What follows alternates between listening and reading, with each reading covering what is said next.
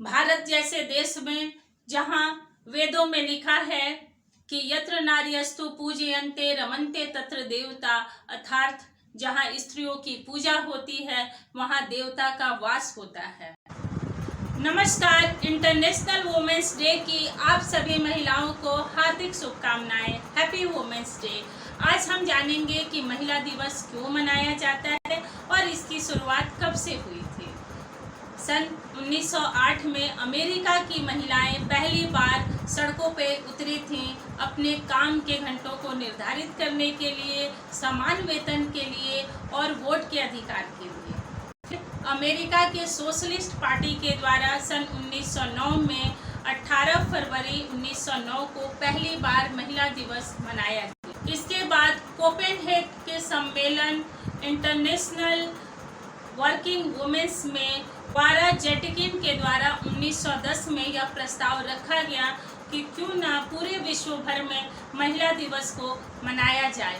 फिर उसके बाद 1911 में ऑस्ट्रिया, जर्मनी, डेनमार्क और स्विट्जरलैंड में पहली बार महिला दिवस मनाया गया। धीरे धीरे इसकी शुरुआत हो जाती है और 1917 में सोवियत संघ के द्वारा इस दिन राष्ट्रीय अवकाश घोषित किया जाता है।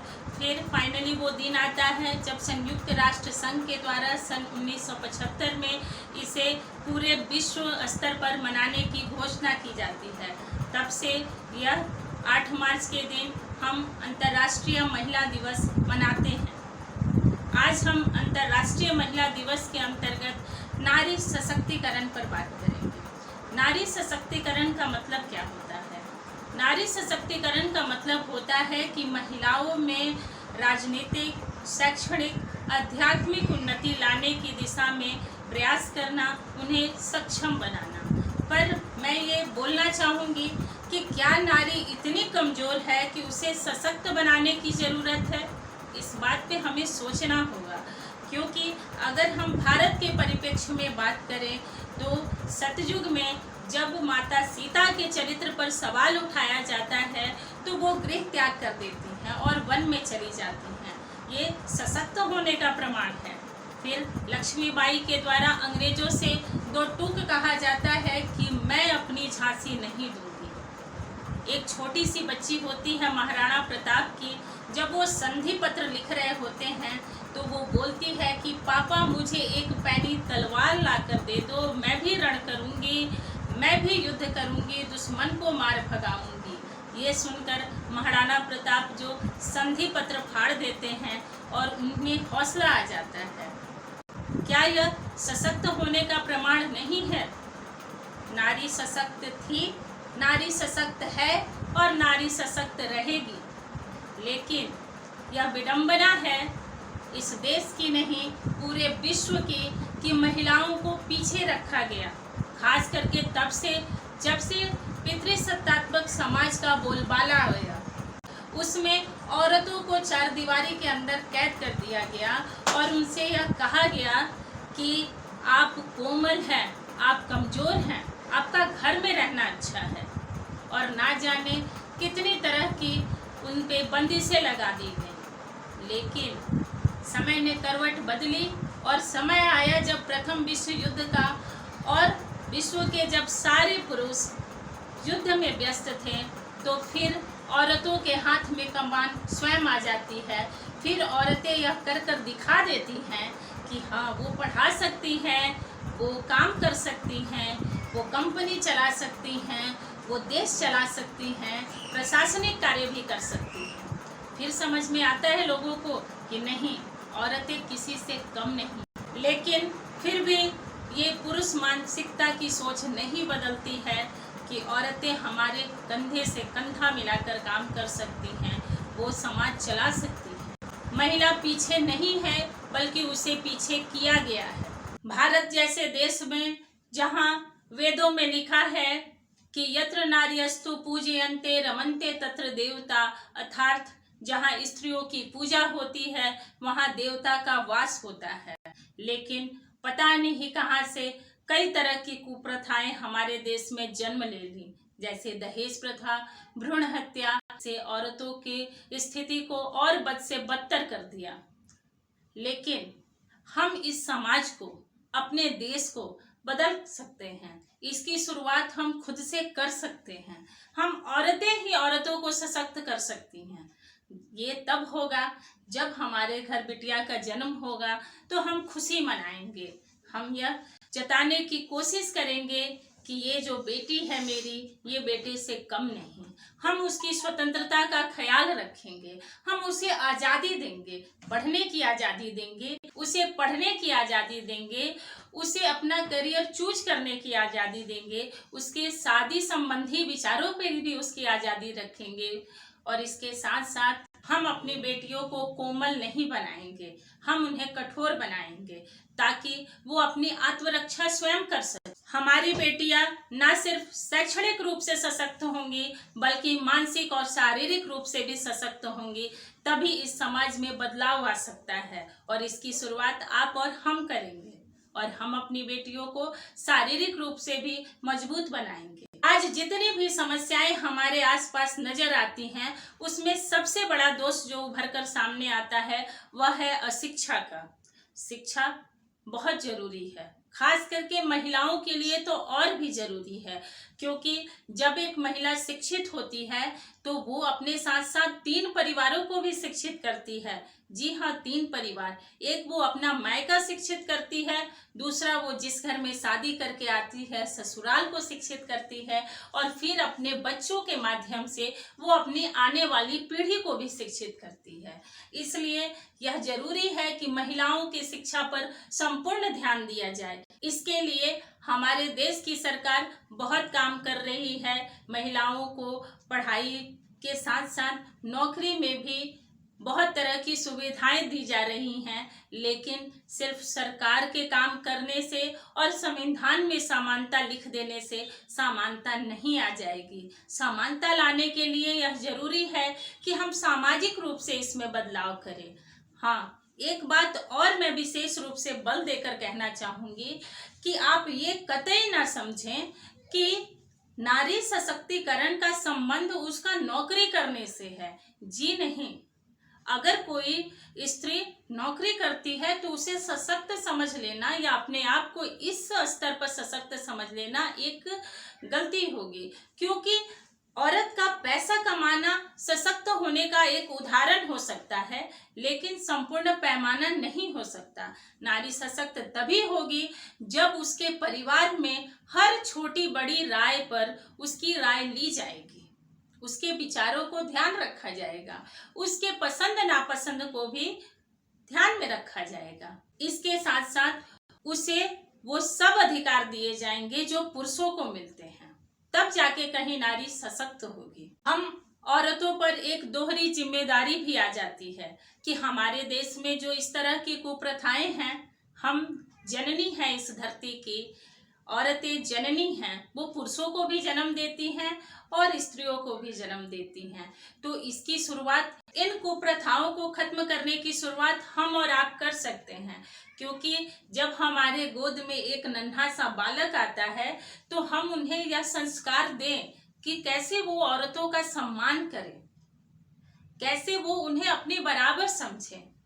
इसके साथ साथ हम उन्हें यह ना बताएं कि बेटा घर का काम तुम्हारा नहीं है, तुम्हारा काम बाहर का है। नहीं, हम लड़की और लड़कियों में कहीं ना कहीं अनजाने में ही सही घर से ही यह अंतर स्पष्ट करने लगते हैं कि यह तुम्हारा काम नहीं है, यह लड़कियों का काम है। लड़कों को बराबर यह कहते सुना जाता है अधिकतर माताओं के द्वारा कि तुम्हें रोना नहीं चाहिए, तुम रो रहे हो, क्या तुम लड़की हो? ऐसी बात नहीं है, लड़के भी रो सकते हैं और लड़कियां इतनी कमजोर नहीं होती कि वो हर बात पे रोएं। तो हम यह अब शुरुआत करेंगे कि हम इस तरह की बात नहीं करेंगे। हम अपने बच्चों को एक अच्छे संस्कार देंगे जिसमें हम यह बताएंगे कि आप दोनों बराबर हैं, स्त्री और पुरुष दोनों बराबर है, दोनों की क्षमता बराबर है। आज आप देखिए, अगर हम लड़कियों को थोड़ी सी आज़ादी दे देते हैं तो हमारे देश में जितने भी बोर्ड्स एग्जाम हो रहे हैं, चाहे वो किसी भी राज्य के बोर्ड एग्जाम हो, सीबीएसई बोर्ड हो या कोई अन्य बोर्ड हो, उसमें हर बार यह देखने को मिलता है कि लड़कों से आगे लड़कियां होती हैं। पढ़ाई में वो अव्वल आती हैं। आज दुनिया का कोई ऐसा काम नहीं है जो औरतें नहीं कर सकती, वो चाहे माउंट एवरेस्ट चढ़ना हो, इंग्लिश चैनल को पार करना हो या फिर फाइटर प्लेन उड़ाना हो। आज हर फील्ड में महिलाओं ने अपना विजय पताका फहराया है। आज अगर हम महिलाओं की बात करें, अपने देश की बात करें, तो राष्ट्रपति के पद पर डॉक्टर प्रतिभा पाटिल सुशोभित हो चुकी हैं। वहीं प्रधानमंत्री इंदिरा गांधी ने अपने निर्णयों से सभी को चकित कर दिया और वो हमारे देश के एक सशक्त प्रधानमंत्रियों में से एक हैं। इसके अलावा अगर हम आज की बात करें तो हमारे देश की जो वित्त मंत्री हैं वो है निर्मला सीतारमण। तो देखिए यहाँ क्या उदाहरण देखने को मिलता है कि घर का बजट भी औरतें चला सकती हैं और पूरे देश का बजट भी औरतें चला सकती हैं। अगर खेलों की बात करें तो साइना नेहवाल, पीवी सिंधु, पीटी उषा, इन लोगों ने हमारे देश का नाम अंतर्राष्ट्रीय स्तर पर ऊंचा किया है। अगर सिनेमा जगत की बात करें तो कंगना रनावत, माधुरी दीक्षित, दीपिका पादुकोण जैसी कई अभिनेत्रियों ने अभिनेताओं से आगे निकल चुकी हैं। वो अगर औरतों के हौसले की बात करें तो पूर्णिमा सिन्हा, जिनका एक पैर कट गया था, इसके बावजूद भी वो माउंट एवरेस्ट पर चढ़ जाती हैं। तो इन हौसलों की उड़ान की क्या बात की जाए। बछेंद्री पाल हो या प्रेमलता अग्रवाल हो, उन्होंने एवरेस्ट पर चढ़कर भारत का झंडा फहराया। प्रेमलता अग्रवाल तो 7 ऊंचे पठारों पर चढ़ चुकी हैं। रानी लक्ष्मीबाई हो, सरोजनी नायडू हो, इंदिरा गांधी हो, प्रतिभा पाटिल हो, कल्पना चावला हो, किरण बेदी हो या फिर मैरी कॉम। मैरी कॉम तो अपने बच्चों के साथ साथ उन्होंने अंतर्राष्ट्रीय जगत में अपना झंडा फहराया। तो हम महिलाओं की हौसलों की तुलना नहीं कर सकते। इसके साथ ही प्रत्यक्ष और अप्रत्यक्ष रूप से कई महिलाएं हैं जिन्होंने जीवन के हर क्षेत्र में एक अपना अलग मुकाम पाया है। महिलाएं किसी से कम नहीं, वो हर काम कर सकती हैं जो पुरुष कर सकते हैं। वो सीमा पर तैनात होकर देश की रक्षा कर सकती है, घर में रोटी बना सकती है, तो वो एक रेस्टोरेंट भी चला सकती है, वो देश चला सकती है। और हमारे देश में तो ऐसी ऐसी राजनेताएं हैं जो धुरंधरों को भी धूल चटा सकती हैं। अभी आपने देखा कि ममता बनर्जी ने कैसे सबको अपने सामने चित कर दिया। ऐसी भारत की बहुत महिला नेता हुई हैं, वो मायावती है, जयललिता है, जिन्होंने अपने दम पर एक पार्टी को खड़ा किया और कई सालों तक राज्य की सत्ता पर कायम रही। तो नारियां सशक्त थीं, सशक्त हैं और आगे भी रहेंगी। तो इसके लिए जरूरी है कि नारियां जो हैं, महिलाएं जो हैं, खुद सशक्त हो और अपनी आने वाली पीढ़ी की जो महिलाएं बनेंगी उन्हें भी सशक्त करें और हर तरीके से सशक्त करें कि वो कल को आर्थिक रूप से सशक्त हो, मानसिक रूप से सशक्त हो, शारीरिक रूप से सशक्त हो। तो हम यह वादा करेंगे कि हम इसकी शुरुआत खुद से करेंगे, अपने घर से करेंगे, क्योंकि शुरुआत एक जगह से होती है, वही जाकर पूरे विश्व में फैल जाती है। कैसे महिला दिवस एक जगह से मनना शुरू हुआ और पूरे विश्व में मनने लगा। तो ये हमें और आपको तय करना है कि हम महिला सशक्तिकरण में क्या योगदान दे सकते हैं।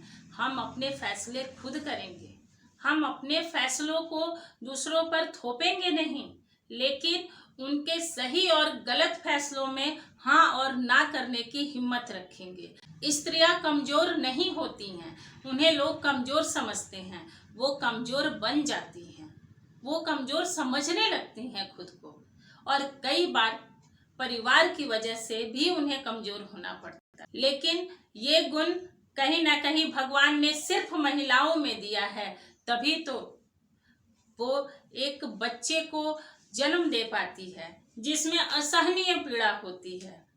तो कहीं ना कहीं भगवान ने भी पुरुषों के मुकाबले महिलाओं को अधिक सशक्त पाया है। तभी तो शक्ति की देवी दुर्गा है, धन की देवी लक्ष्मी है और विद्या की देवी सरस्वती। जब भगवान के मंत्रिमंडल में सारी शक्तियाँ, सारी पावर जो है वो महिलाओं के हाथ में है, तो इस धरती पर महिलाएं कमजोर कैसे हो सकती हैं? महिलाएं कमजोर नहीं हैं।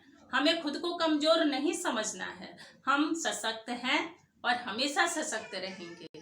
हम महिलाओं के लिए यह बड़े गर्व की बात है कि हम उस देश के वासी हैं जिस देश में संविधान बनाते समय ही हमारी समानता का ख्याल रखा गया। हमारे संविधान में शुरू से ही स्त्री पुरुष को समानता का अधिकार दिया गया, हमें वोट देने का अधिकार दिया गया। हमारी राजनीतिक पार्टियों के द्वारा भी स्त्रियों के उत्थान के संबंध में बहुत सारे कार्य किए जा रहे हैं। जैसे वर्तमान समय की सरकार ने ट्रिपल तलाक को बंद करके स्त्रियों के उत्थान में एक सराहनीय कदम उठाया। इसके साथ साथ बहुत सारी राज्य सरकारों के द्वारा महिलाओं को पढ़ने में सुविधा दी जा रही है, उन्हें तरह तरह की छात्रवृत्ति दी जाती है। इसके साथ ही राजनीतिक रूप से, शैक्षणिक रूप से नौकरियों में उनको आरक्षण देने की व्यवस्था की जा रही है।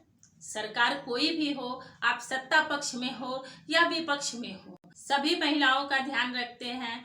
तो यह जरूरी हो जाता है कि हम और आप भी अपना ध्यान रखें, क्योंकि हमें सिर्फ अधिकारों की बातें नहीं करनी, हमें हमारे कर्तव्यों का भी ध्यान रखना है।